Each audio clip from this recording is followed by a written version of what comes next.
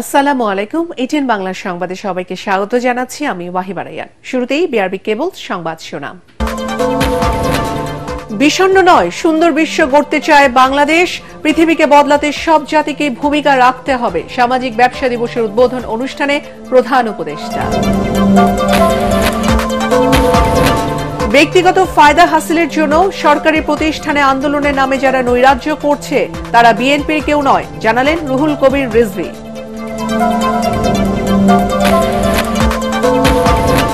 নিরাপত্তাহীনতায় জাতীয় পার্টির কাউন্সিল নিয়ে অনিশ্চয়তা, শীঘ্রই প্রেসিডিয়ামের বৈঠক। বহিষ্কৃতদের দলে ফেরানো ও বৃহত্তর ঐক্য নিয়ে ভিন্ন মত। এবং ইরান ইসরায়েলের যুদ্ধবিরতির ট্রাম্পের কূট চাল, আশঙ্কা বিশ্লেষকদের। পরমাণু ইস্যুতে নতুন বিতর্কে তেহরানে আবারও হামলার ফন্দি যুক্তরাষ্ট্রের। শুনছিলেন বিআরবি কেবল সংবাদ শিরোনাম। এখন বিস্তারিত। ধ্বংসের আগে পৃথিবীকে বদলাতে সব জাতিকে ভূমিকা রাখতে হবে বলে মন্তব্য করেছেন প্রধান উপদেষ্টা ডক্টর মোহাম্মদ ইউনূস। তিনি বলেন, বিষণ্ণ নয়, একটি সুন্দর বিশ্ব তৈরি করতে চায় বাংলাদেশ। সকালে সাভারের জিরাবতে 15তম সামাজিক ব্যবসা দিবসের উদ্বোধনী অনুষ্ঠানে প্রধান উপদেষ্টা এসব কথা বলেন। তিনি আরও বলেন, স্বাস্থ্যসেবা নিশ্চিতে সামাজিক ব্যবসা একমাত্র উপায়। গ্রামীণ বিশ্ববিদ্যালয় নতুন সভ্যতা করতে সহায়তা করবে বলে তার আশা। আরও জানাচ্ছেন Mushfiqur Rahman.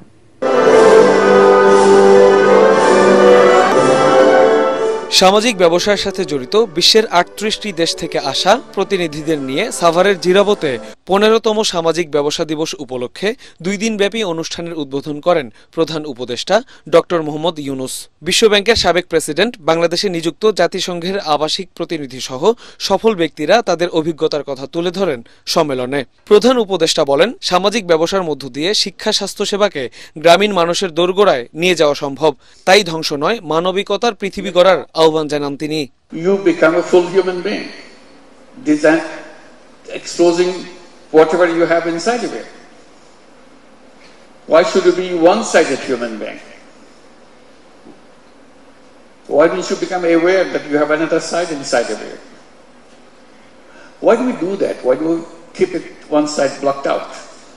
Because the narrative that we created for ourselves and globally doesn't touch that subject. We are made to forget that aspect exists. Doctor Yunus বলেন, দেশে সামাজিক ব্যবসা দিবস পালন করতে চাইলেও বিগত সরকার তা করতে দেননি। এমনকি 3-0 পৃথিবী গড়ার যে ধারণা, তা নিয়ে দেশে একটি বিশ্ববিদ্যালয় করারও অনুমোদন মেলেনি বলেও জানান তিনি। When we will have our conference here, this was built for Social Business Day, but we couldn't hold that Social Business Day. Not because we are not ready, because government will not allow to make it happen.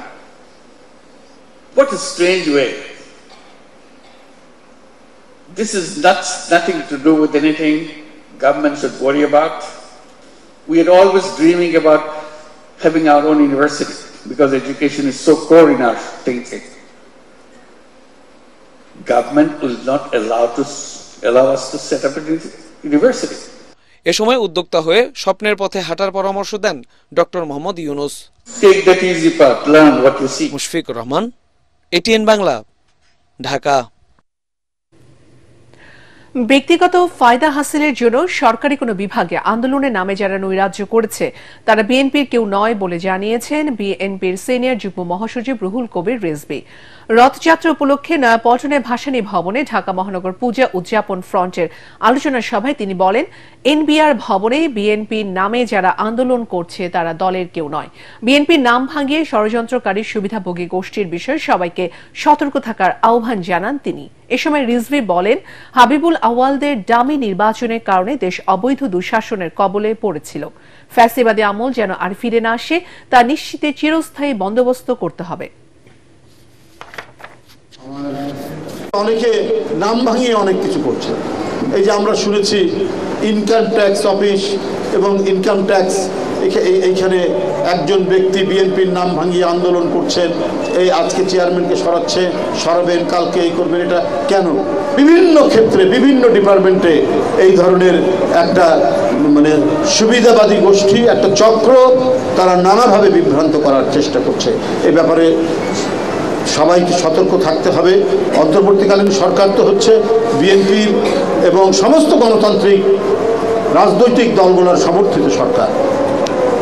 তারা সংস্কার করে দ্রুত নির্বাচন তারা দিবেন, বা দ্রুত নির্বাচন নয়, যৌক্তিক সময়ের মধ্যে নির্বাচন তারা দেবেন। জাতীয় পার্টির 10ম কাউন্সিল নিয়ে দলের ভেতর তৈরি হওয়া টানা পোড়েন আপাতত মিটলেও এখন নিরাপত্তাহীনতায় কাউন্সিল নিয়ে দেখা দিয়েছে অনিশ্চয়তা। দলের মুখপাত্র ব্যারিস্টার শামীম হায়দার পাটোয়ারি জানিয়েছেন, শীঘ্রই ডাকা হবে প্রেসিডিয়ামের বৈঠক, সেখানে এ বিষয়ে সিদ্ধান্ত হবে। তবে বহিষ্কৃতদের দলে ফেরানো ও বৃহত্তর ঐক্য প্রক্রিয়া নিয়ে রয়েছে ভিন্ন মত। আরো জানাচ্ছেন হুমায়ুন চিস্তি। জাতীয় নির্বাচন বা দলের কাউন্সিল এলেই জাতীয় পার্টিতে বাজতে থাকে ভাঙনের সুর। সাবেক রাষ্ট্রপতি হোসেন মোহাম্মদ এরশাদের গড়া দলটি এ নিয়ে 8 বার ভেঙেছে। সবশেষ গত দ্বাদশ জাতীয় নির্বাচনের আগে দল ভাঙেন প্রধান পৃষ্ঠপোষক এরশাদ পত্নী রওশন এরশাদ। নিজেকে দলের চেয়ারম্যান ঘোষণা করে আলাদা কমিটিও করেন তিনি। গত 20 মে দলের প্রেসিডিয়ামের সিদ্ধান্ত অনুযায়ী 28 জুন চীনমৈত্রী সম্মেলন কেন্দ্রে কাউন্সিল করার ঘোষণা দেয়া হয়।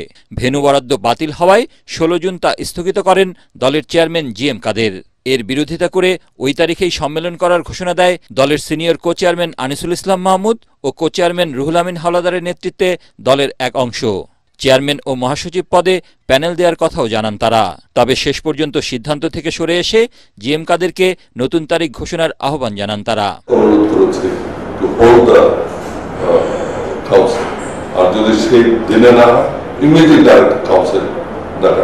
And I can tell you, the council যখনই হয়, there will be in a democratic way, গণতান্ত্রিক উপায়ে সেখানে নির্বাচনে যিনি আসেন তাকে আমরা 13 বছর কাউন্সিল হয় না বিএনপির, আমি যতটুকু জানি। সেটাও নিরাপত্তাজনিত কারণে। আওয়ামী লীগের আমলে তারা নিরাপত্তাহীনতায় ভুগেছে, আমরা এখন নিরাপত্তাহীনতায় ভুগছি। যে হলরুমে যাচ্ছি সে হলরুমেই বলছে আপনারা কাউন্সিল করবেন, ছাত্ররা অ্যাটাক করতে পারে, অন্যরা অ্যাটাক করতে পারে। তো সেই নিরাপত্তার নিশ্চিত করার দায়িত্ব রাষ্ট্রের। পরপর কয়েকটি প্রেসিডিয়াম মিটিং হবে, তারপরে পদক্ষেপগুলো নেওয়া হবে। জাপার শীর্ষ এই নেতা জানান, কাউন্সিলের আগে দলের বহিষ্কৃত নেতাকর্মী ও খণ্ডিত অংশগুলোকে আবারও যুক্ত করে একটি বৃহত্তর ঐক্য তৈরি করা হবে। তবে দলের মুখপাত্র জানান, এমন কোনো সিদ্ধান্ত এখনো হয়নি। প্রত্যেককে যদি আমরা ফিরিয়ে আনতে পারি তাহলে it will give confidence to others. কারণ পার্টি যদি দেখে যে একটা সুসংগঠিত হচ্ছে, তাহলে অনেক ভালো লোক আসে। পার্টি যদি কেবল ভাঙতেই থাকে আর আমি যদি বলতেই থাকি আপনারা যারা যাবেন চলে যান, আমার কারো দরকার নেই, আমি একলাই দল করব, তখন ওই দল থাকে। অনেকেই যেমন বলছেন ঐক্যমতের কথা, আবার অনেকেই এটা বলছেন যে আসলে এই ঐক্যটা জাতীয় পার্টিকে কোনো কিছু ভোট অ্যাড করবে না, বরঞ্চ বিশৃঙ্খলা করলেও এবং দলের স্বার্থবিরোধী কাজ করলেও দলে ফিরে আসা যায়, এই নজিরটি স্থাপন হবে। এই নজিরটি এই মুহূর্তে জাতীয় পার্টির বেশিরভাগ লোকজনই স্থাপন করতে চাচ্ছে না। দলটির মুখপাত্র আরও জানান, বুধবার বনানী কার্যালয়ে জরুরি সভায় জিএম কাদেরের প্রতি পূর্ণ আস্থা জানিয়ে বিশৃঙ্খলাকারীদের বিরুদ্ধে শাস্তিমূলক ব্যবস্থা নেওয়ার দাবি জানিয়েছেন তৃণমূল নেতারা। তবে এ বিষয়ে এখনই কোনো সিদ্ধান্ত নয় বলে জানান তিনি। হুমায়ুন চিস্তি, এটিএন বাংলা, ঢাকা। প্রশাসন নির্দিষ্ট কোনো দলের পক্ষে না থাকলে একটি সুষ্ঠু নির্বাচন সম্ভব বলে মন্তব্য করেছেন গণ অধিকার পরিষদের সভাপতি নুরুল হক নূর। সকালে রাজধানী ইনস্টিটিউশন অব ডিপ্লোমা ইঞ্জিনিয়ার্স মিলনায়তনে জাতীয় ও স্থানীয় নির্বাচনে দলের কর্মকৌশল নির্ধারণে বিশেষ বর্ধিত সভায় তিনি এ কথা বলেন। এ সময় প্রশাসনকে শক্ত অবস্থানে রাখতে প্রধান উপদেষ্টার প্রতি আহ্বান জানান তিনি। নূর বলেন, কোন কোন দল মনে করছে তারা ক্ষমতায় এসে পড়েছে, তাই সব জায়গায় দখলের পায়তারা করছে। এমন চললে আবারও দেশে ফ্যাসিস্ট তৈরি হবে বলে মন্তব্য করে তিনি বলেন, কোনো বিশেষ দলকে প্রাধান্য দেওয়ার মানসিকতা থেকে বের হতে হবে। কোন রাজনৈতিক দল মনে করছে আমরা ক্ষমতায় এসে পড়ছি, কাজে তাদের যে আধিপত্য এবং প্রভাব এলাকায় অন্যান্য রাজনৈতিক দলের কর্মকাণ্ডে ব্যাপক ধরনের বাধা বিঘ্ন সৃষ্টি করছে, হুমকি ধামকি দিচ্ছে। সরকারের যে বিভিন্ন দলের সামাজিক সুরক্ষামূলক কার্যক্রম আছে, অধিকাংশ ক্ষেত্রে একটি সুনির্দিষ্ট দলের মাধ্যমে এই সমস্ত কার্যক্রমগুলো সম্পন্ন করা হচ্ছে, বন্টন করা হচ্ছে। তার মানে এই যে কিন্তু ওই বিশেষ দলকে এখনই যেভাবে প্রাধান্য দেওয়া হচ্ছে, এইভাবে প্রাধান্য দেওয়া হলে তো তারা আরেকটা ফ্যাসিবাদ হয়ে উঠবেই। রাজনৈতিক দলগুলো যেন নির্বিঘ্নে তাদের কর্মকাণ্ড পরিচালনা করতে পারে। কোন বিশেষ দলের যে আধিপত্য প্রভাব প্রশাসনের চোখের সামনে চলছে, পেশি শক্তির আধিপত্য, এগুলো বন্ধে প্রশাসন এবং সরকারকে কার্যকর ব্যবস্থা নিতে হবে। ইরান ইসরায়েলের যুদ্ধবিরতি সাময়িক এবং ট্রাম্পের কূটচাল হতে পারে বলে মন্তব্য করেছেন বিশ্লেষকরা। পরমাণু গবেষকরা বলছেন, আমেরিকার হামলায় ইরানের পারমাণবিক স্থাপনায় বড় ধরনের ক্ষতি হয়নি, যেটা চিন্তার কারণ হয়ে দাঁড়িয়েছে পশ্চিমাদের। এই অজুহাতে আবারও আগ্রাসন চালাতে পারে তারা। রিপোর্ট মাহবুব কবির চাপলের।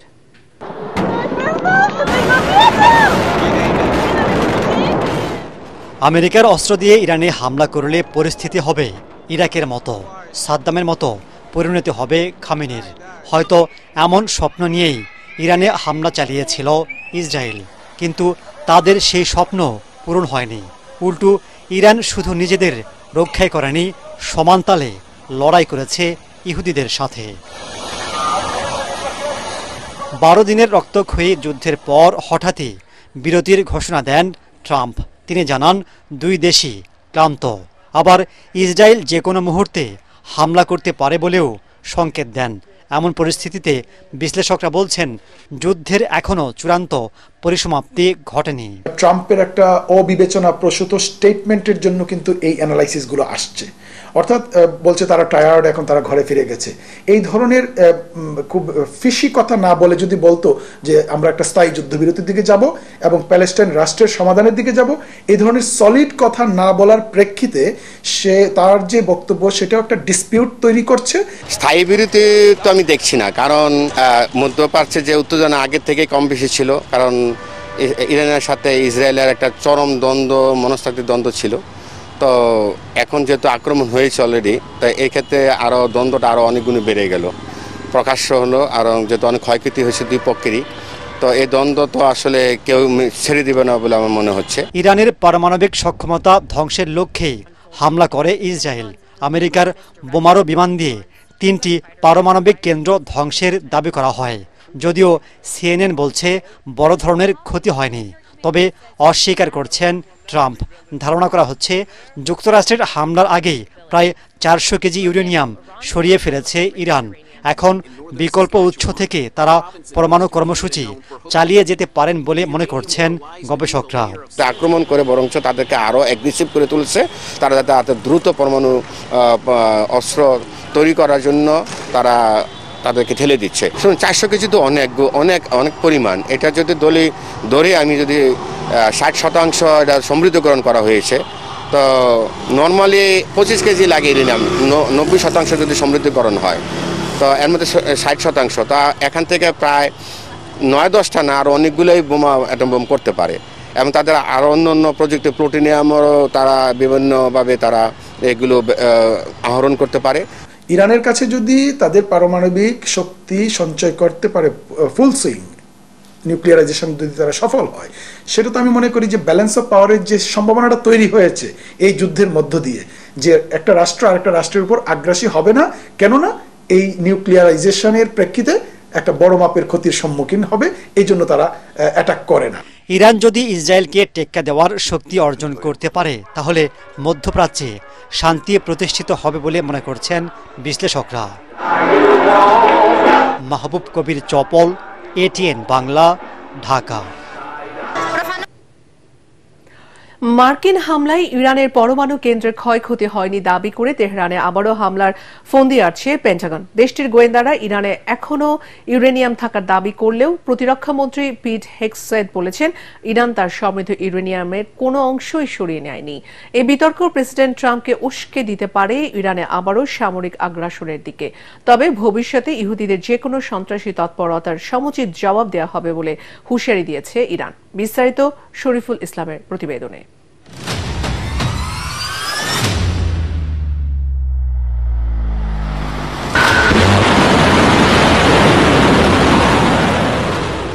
সবার চোখ ফাঁকি দিয়ে গেল শনিবার ইরানের 3টি পারমাণবিক স্থাপনায় অত্যাধুনিক B2 স্টেলথ বোমারু বিমান দিয়ে 30,000 পাউন্ড ওজনের বাংকার বাস্টার বোমা ফেলে মার্কিন সামরিক বাহিনী।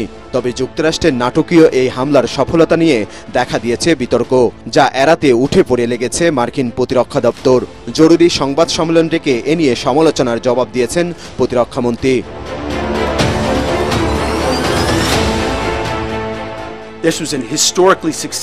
এটি ইতিহাসের একটি সফল আক্রমণ ছিল। আমেরিকান হিসেবে দিনটিকে আমাদের উদযাপন করা উচিত। প্রেসিডেন্ট ট্রাম্প 20 বছর ধরে এই হামলার পরিকল্পনা করছিলেন, তবে ইরান সেখান থেকে আগেই ইউরেনিয়াম সরিয়ে নিয়েছে বলে আমার কাছে গোয়েন্দা তথ্য নেই।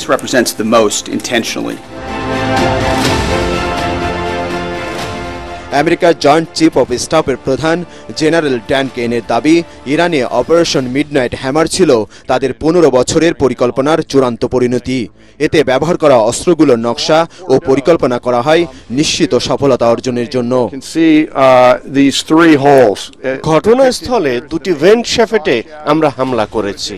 হামলা প্রতিহত করার জন্য ইরানিরা সেগুলো কংক্রিট দিয়ে ঢেকে দেওয়ার চেষ্টা করেছিল, কিন্তু একের পর এক 6টি বাংকার ব্লাস্টার ফেলে সেগুলো আমরা ধ্বংস করেছি। পেন্টাগনের সংবাদ সম্মেলনে সাংবাদিকদের সঙ্গে কথোপকথনের পুরোটা পর্যবেক্ষণ করেন প্রেসিডেন্ট ডোনাল্ড ট্রাম্প। প্রতিরক্ষামন্ত্রীর বক্তব্যকে সমর্থন করে ইরানে হামলার প্রসঙ্গে সাংবাদিকদের প্রশ্নের জবাব দেন তিনি। 75 yards around the hole where it hit is black. ফর্দ পারমাণবিক স্থাপনায় হামলার বাইরে যেসব গাড়ি আর ছোট ট্রাক ছিল সেগুলো ছিল কংক্রিটের শ্রমিকদের, যারা টানেলের মুখ ঢাকার কাজ করছিল। কোনো কিছুই ওই স্থাপনা থেকে সরানো হয়নি। তবে এই হামলার আগে ভোরদোর পরমাণু স্থাপনা থেকে অস্ত্র তৈরির উপযোগী ইউরেনিয়াম সরিয়ে ফেলার দাবি করে আসছেন মার্কিন গোয়েন্দারা, যার অবস্থান অজানা ইসরায়েল, যুক্তরাষ্ট্র বা জাতিসংঘের।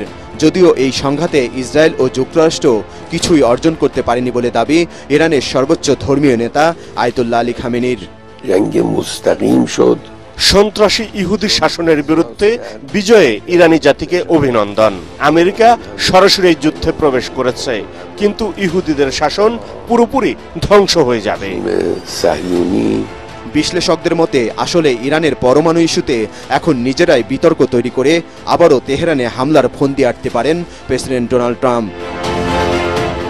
শরীফুল ইসলাম, এটিএন বাংলা। জাহাঙ্গীরনগর বিশ্ববিদ্যালয়ে কেন্দ্রীয় ছাত্র সংসদ জাকসু নির্বাচন পিছিয়ে 11 সেপ্টেম্বর নির্ধারণ করেছে বিশ্ববিদ্যালয় প্রশাসন। সিনেট হলে শিক্ষার্থী ও অন্যান্য অংশীজনদের নিয়ে দীর্ঘ বৈঠক শেষে নতুন তারিখ ঘোষণা করেন উপাচার্য অধ্যাপক কামরুল আহসান। এ সময় জুলাই হামলায় জড়িতদের বিচার কাজ এখনো শেষ না হওয়ায় বিশ্ববিদ্যালয় প্রশাসনকে দায়ী করেন শিক্ষার্থীরা। ঘোষিত নতুন রোডম্যাপ অনুযায়ী আগামী 4 আগস্টের মধ্যে জুলাই হামলায় জড়িত ছাত্রলীগের সাময়িক বহিষ্কৃতদের চূড়ান্ত বিচার নিশ্চিত করা, 31 আগস্ট হামলায় জড়িত শিক্ষকদের বিচার সম্পন্ন ও 11 সেপ্টেম্বর জাকসু নির্বাচন অনুষ্ঠিত হবে বলে জানায় বিশ্ববিদ্যালয় প্রশাসন। আগামী 20 আগস্ট নতুন করে নির্বাচনী তফসিল ঘোষণা করা হবে।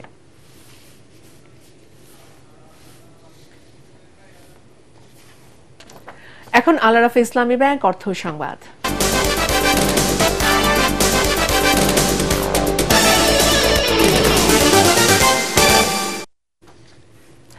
কোরবানি ঈদের পর চালের দাম যে বেড়েছে তারপরে আর কমার কোনো লক্ষণ নেই। কেজিতে 4 থেকে 5 টাকা বেড়েছে মিনিকেট ও নাজির শাইলের দাম, বেড়েছে মুরগির দামও। তবে স্বস্তি আছে সবজির বাজারে।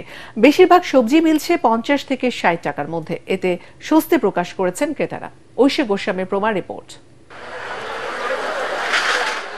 সকালের হালকা বৃষ্টি কিছুটা বিড়ম্বনায় ফেললেও সাপ্তাহিক ছুটির দিনে নিত্য প্রয়োজনীয় পণ্য কিনতে রাজধানীর কারওয়ান বাজারে ভিড় করেন ক্রেতারা। পর্যাপ্ত সরবরাহ থাকায় সবজির দামে কিছুটা স্বস্তি। বেশিরভাগই কেজিতে মিলছে 50 থেকে 60 টাকার মধ্যে। বেশি দামের সবজির মধ্যে রয়েছে টমেটো ও গাজর। রিজনেবল মনে হচ্ছে, খুব বেশি না। সবজির দাম 40-50 মোটামুটি রিজনেবল প্রাইসে আছে। সবাই হচ্ছে প্রত্যেকটা সবজির দাম যদি মোটামুটি 50 বা 40 সর্বোচ্চ 60 টাকার মধ্যে থাকে সবার জন্য একটু ভালো হয়। সবজি এখন পর্যাপ্ত আমদানি, দামও কম, খালি শুধু দুইটা পণ্যের দাম বেশি, টমেটো আর গাজর। ঈদের পর থেকে মুরগির দাম একটু কম হলেও এখন বাড়তির দিকে।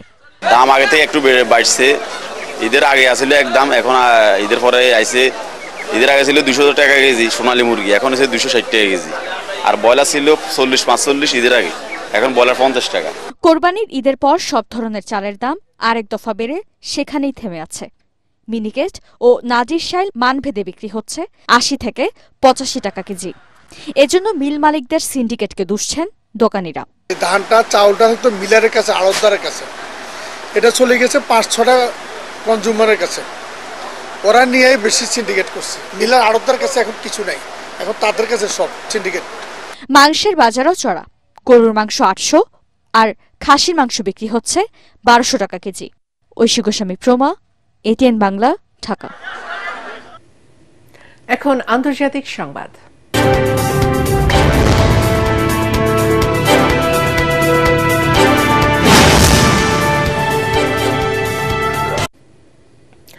বিশ্বের অন্যতম ধনকুবের অ্যামাজনের প্রতিষ্ঠাতা জেফ বেজোস ও সাবেক টেলিভিশন সাংবাদিক লরেন্স সানচেজের বিয়ের আনুষ্ঠানিকতা শুরু হয়েছে।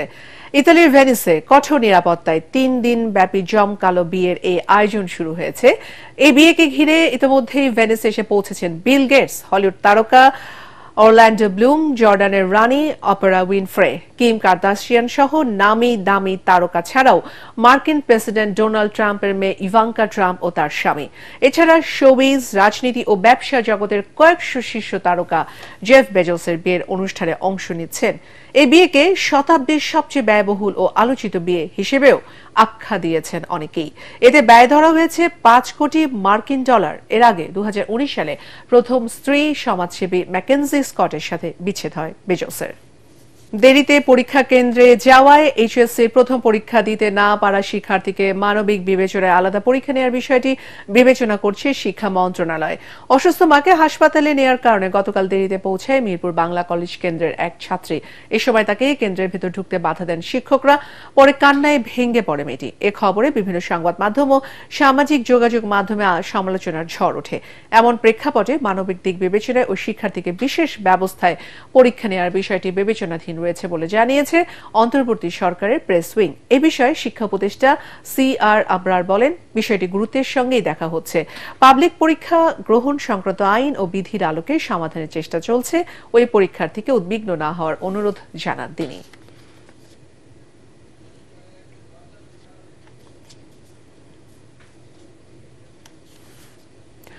নানা আয়োজনে আজ সারা দেশে অনুষ্ঠিত হচ্ছে হিন্দু সম্প্রদায়ের রথযাত্রা উৎসব। ঢাকার ধামরাইয়ের ঐতিহ্যবাহী 400 বছরের পুরনো যশোমাধবের রথযাত্রা উৎসব অনুষ্ঠিত হচ্ছে। অন্যান্য বছরের ন্যায় এবারও ধামরাইয়ের রথযাত্রা ঘিরে রংতুলিতে সাজিয়ে তোলা হয়েছে ঐতিহ্যবাহী যশোমাধবের রথ। পাশাপাশি নেওয়া হয়েছে কয়েক স্তরের নিরাপত্তা ব্যবস্থা। এছাড়া আগামী 5 জুলাই অনুষ্ঠিত হবে উল্টো রথযাত্রা। এই রথযাত্রা উপলক্ষে সার্কাস সহ মাসব্যাপী বসছে কুটির শিল্প মেলা।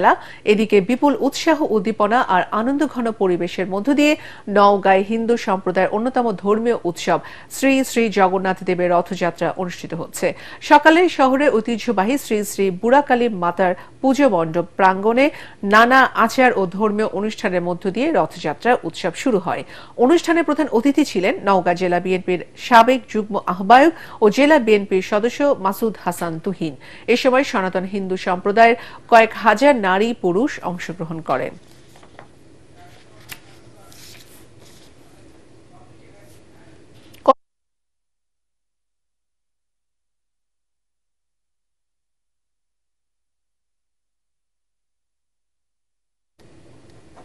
এখন খেলার খবর।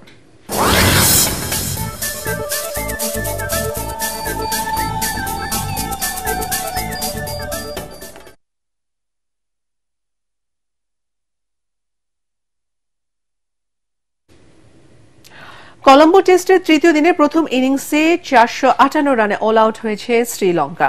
তাতে 211 রানের লিড পেয়েছে তারা। অবশ্য এদিনে নিজেদের ছন্দ ফিরে পেয়েছে বাংলাদেশের বোলাররা। খেলা শুরুর প্রথম ঘণ্টাতেই তুলে নেয় তারা শ্রীলঙ্কার 3টি উইকেট। আগের দিনে 2 উইকেটে 290 রান নিয়ে ব্যাটিংয়ে নামে স্বাগতিকরা নিজেদের লিড বাড়িয়ে নেওয়ার চেষ্টা করছে। 146 রান নিয়ে খেলতে নামা 158 রান তাইজুলের শিকার হন। 10 বলে 7 রান করা ধনঞ্জয় ডি সিলভাকে প্যাভিলিয়নে পথ দেখান তাইজুল। দলীয় 335 রানের প্রবাদ জয়সূরিয়াকে ফিরিয়ে সিরিজের প্রথম উইকেটে দেখা পান নাহিদ রানা। 33 রানে থাকা কামিন্দু মেন্ডিজের উইকেট তুলে নেন নাইম হাসান। 6 উইকেটে 401 রান করে লাঞ্চ বিরতিতে যায় শ্রীলঙ্কা। এর আগে প্রথম ইনিংসে 247 রানে অল আউট হয়েছিল বাংলাদেশ। শেষ করার আগে বিআরবি কেবল সংবাদ শিরোনাম আরো একবার। বিষণ্ণ নয়, সুন্দর বিশ্ব গড়তে চায় বাংলাদেশ। পৃথিবীকে বদলাতে সব জাতিকে ভূমিকা রাখতে হবে, সামাজিক ব্যবসা দিবসের উদ্বোধন অনুষ্ঠানের প্রধান উপদেষ্টা। ব্যক্তিগত ফায়দা হাসিলের জন্য সরকারি প্রতিষ্ঠানে আন্দোলনের নামে যারা নৈরাজ্য করছে তারা বিএনপির কেউ নয়, জানালেন রুহুল কবির রিজভী।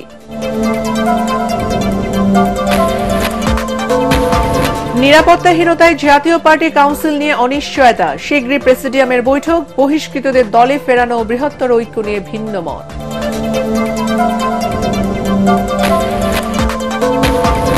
এবং ইরান ইসরায়েলের যুদ্ধবিরতি ট্রাম্পের কূট চাল, আশঙ্কা বিশ্লেষকদের।